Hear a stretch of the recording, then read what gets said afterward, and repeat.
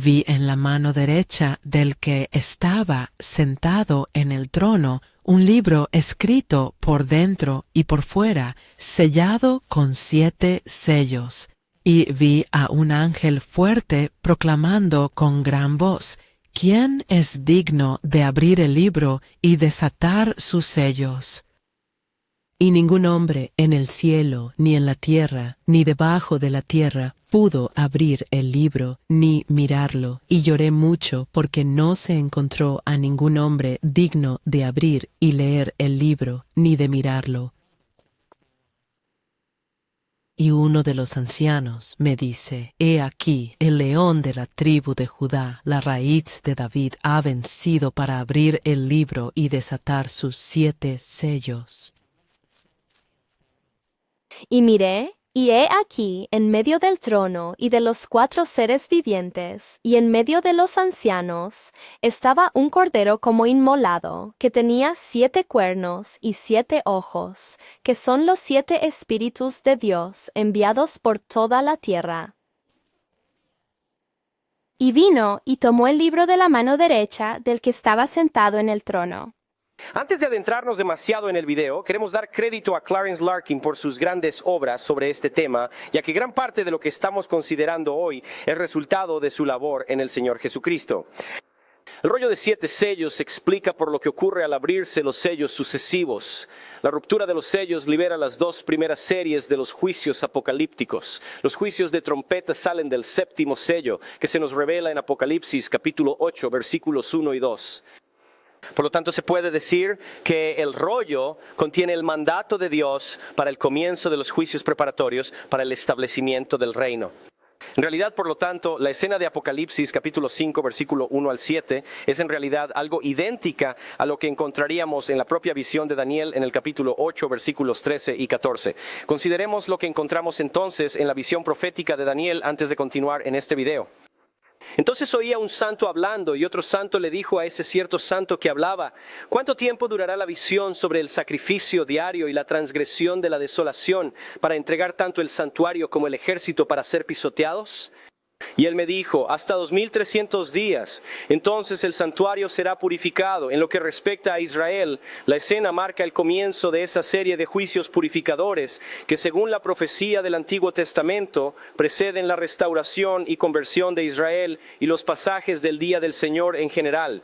Por lo tanto, dice el Señor de los ejércitos, el poderoso de Israel: me desahogaré de mis adversarios y me vengaré de mis enemigos. Y volveré mi mano contra ti y puramente quitaré tu escoria y quitaré todo tu estaño, y restauraré tus jueces como al principio y tus consejeros como al comienzo. Después serás llamada la ciudad de justicia, la ciudad fiel. Sión será redimida con juicio y sus convertidos con justicia. Sí, en el camino de tus juicios, oh Señor, te hemos esperado. El deseo de nuestra alma es hacia tu nombre y hacia el recuerdo de ti. Con mi alma te he deseado en la noche. Sí, con mi espíritu dentro de mí te buscaré temprano, porque cuando tus juicios estén en la tierra, los habitantes del mundo aprenderán justicia. Porque he aquí viene el día que arderá como un horno, y todos los soberbios, sí, y todos los que hacen iniquidad serán estopa. Y el día que viene los quemará, dice el Señor de los ejércitos, que no les dejará ni raíz ni rama, mas a vosotros que teméis mi nombre, se levantará el sol de justicia con sanidad en sus alas, y saldréis y creceréis como becerros del establo. El gran día del Señor está cerca y se apresura mucho, incluso la voz del día del Señor. El hombre poderoso llorará allí amargamente. Ese día es un día de ira, un día de problemas y angustia, un día de desolación y destrucción, un día de oscuridad y penumbra, un día de nubes y densa oscuridad, un día de trompeta y alarma contra las ciudades fortificadas y contra las altas torres. Y traeré angustia sobre los hombres, que caminarán como ciegos, porque han pecado contra el Señor, y su sangre será derramada como polvo, y su carne como estiércol. Ni su plata ni su oro podrán librarlos en el día de la ira del Señor, sino que toda la tierra será devorada por el fuego de su celo, porque hará una rápida destrucción de todos los que habitan en la tierra. ¿Qué es este libro con 7 sellos? Escribiendo a los Efesios en el capítulo 1, versículos 13 al 14, Pablo dijo: fuisteis sellados con el Espíritu Santo de la promesa, que es las arras de nuestra herencia hasta la redención de la posesión adquirida. Entonces hay una posesión que debe ser redimida. Lo que esto es, Pablo nos dice en Romanos capítulo 8, versículos 22 y 23. Sabemos que toda la creación gime y sufre dolores de parto hasta ahora. Y no solo ellos, todas las cosas creadas en la tierra, sino también nosotros mismos que tenemos las primicias del Espíritu, aún nosotros mismos gemimos dentro de nosotros, esperando la adopción, es decir, la redención de nuestro cuerpo. Esto ocurrirá en la primera resurrección. Vemos en estas referencias que hay algo que se perdió para la humanidad y la tierra que debe ser redimido, y no tenemos que ir muy lejos para descubrir qué fue. Es la herencia de la tierra y de la vida inmortal dada a Adán y Eva y que se perdió en la caída del Edén. Cuando Adán pecó, perdió su herencia de la tierra y pasó de sus manos a la posesión de Satanás para la desheredación de toda la descendencia de Adán. El título de propiedad perdido está ahora en manos de Dios y está esperando la redención. Su redención significa la recuperación legal de todo lo que Adán perdió con la caída. Adán era impotente para redimir la posesión perdida, pero la ley establece que un pariente puede redimir una posesión perdida. Ese pariente ha sido provisto en la persona de Jesucristo. La tierra no se venderá para siempre, porque la tierra es mía, porque vosotros sois extranjeros y peregrinos conmigo. Y en toda la tierra de vuestra posesión concederéis un rescate por la tierra. Si tu hermano se empobrece y vende algo de su posesión, y si alguno de sus parientes viene a redimirlo, entonces redimirá lo que su hermano vendió. Y si el hombre no tiene quien lo redima, y él mismo puede redimirlo, entonces que cuente los años de la venta y devuelva el excedente al hombre a quien se lo vendió, para que pueda volver a su posesión. Pero si él no puede restaurarlo, entonces lo vendido permanecerá en manos de quien lo compró hasta el año del jubileo, y en el jubileo saldrá y él regresará a su posesión. Y si un hombre vende una casa de vivienda en una ciudad amurallada, entonces podrá redimirla dentro de un año completo después de que se haya vendido. Dentro de un año completo podrá redimirla. Y si no se redime dentro del plazo de un año completo, entonces la casa que está en la ciudad amurallada quedará establecida para siempre para aquel que la compró a lo largo de sus generaciones. No saldrá en el jubileo, pero las casas de las aldeas que no tienen muro alrededor de ellas se contarán como los campos del país. Pueden ser redimidos y saldrán en el jubileo. No obstante, las ciudades de los levitas y las casas de las ciudades de su posesión podrán ser redimidas por los levitas en cualquier momento, y si un hombre compra de los levitas, entonces la casa que fue vendida y la ciudad de su posesión saldrán en el año del jubileo, porque las casas de las ciudades de los levitas son su posesión entre los hijos de Israel. Pero el campo de los suburbios de sus ciudades no puede ser vendido, porque es su posesión perpetua. Y si tu hermano empobrece y cae en decadencia contigo, entonces lo aliviarás. Sí, aunque sea un extranjero o un residente temporal, para que pueda vivir contigo. Para convertirse en un pariente tuvo que nacer en la raza humana. Esto lo logró el nacimiento virginal. Jesús pagó el precio redentor que fue su propia sangre en la cruz, pero aún no ha reclamado lo que compró entonces. Sabiendo que no fuisteis redimidos con cosas corruptibles, como plata y oro, de vuestra vana manera de vivir recibida por tradición de vuestros padres, sino con la preciosa sangre de Cristo, como de un cordero sin mancha y sin contaminación, quien en verdad fue destinado desde antes de la fundación del mundo, pero manifestado en estos últimos tiempos por vosotros.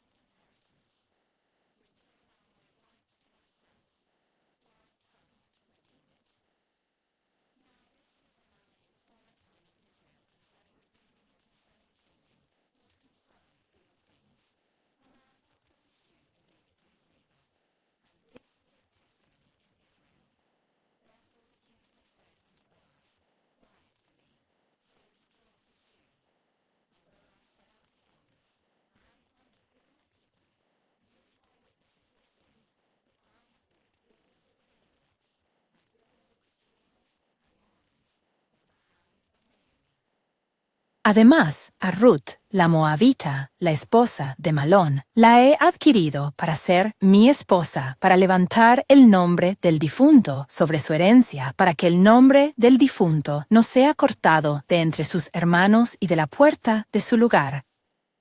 Sois testigos hoy. Y toda la gente que estaba en la puerta y los ancianos dijeron, somos testigos. Que el Señor haga a la mujer que ha entrado en tu casa como Raquel y como Lea, que dos edificaron la casa de Israel. Y hazlo dignamente en Efrata, y sé famoso en Belén, y que tu casa sea como la casa de Fares, a quien Tamar dio a luz a Judá de la descendencia que el Señor te dará de esta joven. Cuando el ángel fuerte proclamó con gran voz, ¿quién es digno de abrir el libro y desatar sus sellos? Esa fue la convocatoria para que apareciera el Redentor pariente. Pero como dijo Juan, no había ningún hombre, es decir, que no había ningún hombre redimido en el cielo, ni en la tierra, ni debajo de la tierra que pudiera abrir el libro ni mirarlo. No era una cuestión de la dignidad de algún ser angelical como Miguel o Gabriel. Simplemente no había ningún hombre digno de abrir el libro. De todos modos, cuando Juan vio que no había nadie o ningún hombre digno de abrir el libro, lloró. Algunos dicen que lloró porque estaba decepcionado de no poder satisfacer su curiosidad sobre el contenido del libro, pero tal afirmación es pueril. Un hombre bajo la influencia del Espíritu Santo no sería tan insensato. ¿Por qué entonces se dice que Juan lloró? Evidentemente Juan lloró porque sabía que era el libro y que si no había nadie para abrir ese libro, es decir, ese libro de la redención, toda esperanza de la redención de la tierra y de la humanidad, ya que todo hombre es una creación de esa tierra, toda esperanza se había perdido. Pero la tristeza de Juan fue de corta duración, porque uno de los ancianos dijo con respecto a esto: no llores. He aquí, el león de la tribu de Judá, la raíz de David, ha vencido para abrir el libro y desatar sus 7 sellos. Y Juan vio lo que no había notado antes. Allí sus ojos se enfocaron de repente en un cordero como inmolado, de pie en medio del trono y en medio de los 4 seres vivientes. Juan no había visto al Cordero antes porque él había estado sentado en el trono con el Padre y de repente avanzó desde la gloria del trono mientras el anciano hablaba. Juan buscó un león y vio un cordero, pero el anciano tenía razón al llamarlo león porque Jesús estaba a punto de asumir su título como el león de la tribu de Judá y reinar y gobernar con poder real. Que el cordero no era un animal es claro desde el versículo 7, donde dice: y él, el cordero, vino y tomó el libro de la mano derecha del que estaba sentado en el trono. Este es el acto individual más sublime registrado en las Escrituras. En ello depende la redención de toda la creación de Dios. Aún es futuro y ocurre después de que la iglesia haya sido arrebatada y juzgada y antes de que comience el período de tribulación. Y tú y yo, si somos redimidos por la sangre del Cordero, presenciaremos la escena y participaremos en el canto de redención que sigue. Lo que tenemos aquí representado ante el trono es ver al hombre, Cristo Jesús, quien se entregó como rescate en la cruz para la redención de la herencia perdida que incluye todo lo creado en esta tierra e incluso la tierra misma. El Hijo de Dios, el mismo Cordero de Dios, testificará ante el trono de Dios en nombre de todos los redimidos de la humanidad y cada ángel en el cielo e incluso aquellos perdidos, expulsados del cielo junto con su líder, Satanás, ese dragón rojo. De hecho, el testimonio se extiende ante toda criatura en el cielo y en la tierra y debajo de la tierra. Porque hay un solo Dios y un solo mediador entre Dios y los hombres, el hombre Cristo Jesús, quien se dio a sí mismo en rescate por todos, de lo cual se dio testimonio a su debido tiempo. Y cuando él tomó el libro, los 4 seres vivientes y los 24 ancianos se postraron ante el Cordero, teniendo cada uno de ellos arpas y copas de oro llenas de incienso, que son las oraciones de los santos. Y cantaron un cántico nuevo, diciendo: eres digno de tomar el libro y de abrir sus sellos, porque fuiste sacrificado y nos has redimido para Dios con tu sangre de toda tribu y lengua y pueblo y nación. Y nos has hecho para nuestro Dios reyes y sacerdotes, y reinaremos sobre la tierra. Y miré y oí la voz de muchos ángeles alrededor del trono, y de los seres vivientes y de los ancianos. Y el número de ellos era 10,000 veces 10,000, y miles de miles, diciendo con gran voz: Digno es el Cordero que fue sacrificado de recibir poder, y riquezas, y sabiduría, y fuerza, y honor, y gloria, y bendición, y toda criatura que está en el cielo, y en la tierra, y debajo de la tierra, y todo lo que hay en el mar, y todo lo que en ellos hay, oíd así: bendición, y honor, y gloria, y poder sean para aquel que está sentado en el trono, y para el Cordero por los siglos de los siglos. Y los 4 seres vivientes decían: Amén. Y los 24 ancianos se postraron y adoraron al que vive por los siglos de los siglos. Cuando el Cordero deja el trono para tomar el libro, su obra mediadora cesa y su obra redentora comienza. Cuando a nuestro pariente redentor se le entrega el libro, el título de propiedad de la posesión comprada, tiene el derecho de romper sus sellos y reclamar la herencia y desalojar al actual reclamante, Satanás. Esto lo procederá y es ser de inmediato al romper los sellos. Satanás no es desalojado de inmediato, él disputa la reclamación y solo después de un conflicto prolongado es finalmente desposeído y arrojado al lago de fuego. En los evangelios se le dan 4 títulos a Jesús. Él es el Hijo de David, el Hijo de Abraham, el Hijo del Hombre y el Hijo de Dios. 1, como el hijo de David, tiene derecho al trono de David. 2, como el hijo de Abraham, tiene derecho a la tierra de Palestina y todo lo incluido en la concesión real a Abraham. 3, como el hijo del hombre, tiene derecho a la tierra y al mundo. 4, como el hijo de Dios, es el heredero de todas las cosas. La manera de redimir una herencia perdida se expone bellamente en el Antiguo Testamento. Una propiedad no podía ser alienada del propietario original o de sus herederos por un periodo superior a 50 años, momento en el cual revertía al propietario original. Sin embargo, si por alguna razón el propietario se veía obligado a venderla, podía ser redimida por el pariente más cercano mediante el pago de la cantidad proporcional de su valor hasta el próximo año de jubileo. Esto se revela claramente en Levítico capítulo 25, versículos 8 al 17. Se dan 2 ilustraciones de este método de redimir una posesión perdida en el Antiguo Testamento. Uno en Ruth 4, 1 a 12, donde Booz redime la posesión de Elimelech. El otro en Jeremías 32, 6 a 12, donde el profeta Jeremías compró la posesión de su primo Hanamel. El documento fue escrito en un rollo de pergamino y cuando el interior se llenó, se usó el exterior, pero se dejó suficiente espacio para no mostrar la escritura cuando el pergamino se enrollaba y sellaba. Y en el exterior del rollo que mostraba el título del documento y los nombres de los testigos suscriptores estaban escritos. Se hicieron 2 copias del documento. Uno estaba sellado y el otro quedó sin sellar para fines de referencia. Estos documentos fueron entregados al comprador en presencia de testigos y él los guardaba o los confiaba a un custodio o los colocaba, como en el caso de Jeremías, en un recipiente de barro que no se pudriera ni oxidara, para ser preservados hasta el final de los 70 años de cautiverio que el profeta había predicho que serían. Este método de tomar título explica el significado y propósito del libro con 7 sellos que Juan vio escrito por dentro y por fuera. Los sellos no estaban en fila a lo largo del borde del libro o rollo, sino que se rompía un sello y se desenrollaba el pergamino hasta llegar al siguiente sello, y así sucesivamente hasta que todos los sellos se habían roto. No se nos dice que lo que sucedió al romperse los sellos se leyera del libro. El contenido del libro no se revela, simplemente se nos dice que al romperse los sellos ocurrieron ciertas cosas. Sin duda eran preliminares a la toma de posesión por parte del Cordero de la posesión comprada. No es hasta el capítulo 10, versículos 1 al 6, que Cristo, como el poderoso ángel, pone su pie derecho sobre el mar y su pie izquierdo sobre la tierra y clama: no habrá más tiempo, es decir, no habrá más demora para que tome posesión formal, pero como la reclamación es disputada, se necesitan más pasos, como veremos, para asegurar la posesión. Es importante tomar nota de que tales eventos asociados con los 7 sellos no confirman la teoría de que este es el título de propiedad de la tierra.